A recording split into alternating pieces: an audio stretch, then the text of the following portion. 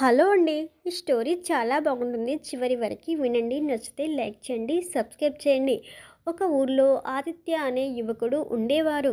అతను చాలా మంచివారు, కానీ ఎవరిని నమ్మేవారు కాదు. మనసు తెరిస్తే నష్టం అనేది అతనికి నమ్మకం. ఒకరోజు అతను పాత ఇల్లు కొనుగోలు చేశాడు. ఆ ఇంట్లో ఒక పాత అద్దం ఉండేది. ప్రతిరోజు అద్దంలో చూసుకుంటూ ఆదిత్య అనుకునేవారు, ఇది నన్ను తప్ప ఇంకెవరిని చూడలేదు. ఒక రాత్రి అతను చాలా బాధలో ఉన్నాడు. ఉద్యోగం పోయింది, స్నేహితులు దూరమయ్యారు. అద్దం ముందు నిలబడి ఒక మాట అన్నాడు, ఎవరూ లేరు నన్ను అర్థం చేసుకునేవాళ్ళు.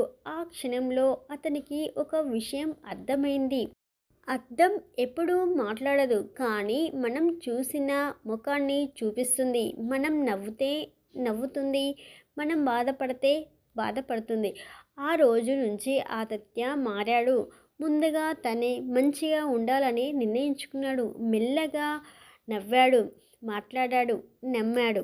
కొన్ని నెలల తర్వాత అతని జీవితం కూడా అద్దంలా మారిపోయింది. అతను ఇచ్చిన మంచితనాన్ని తిరిగి ఇచ్చింది.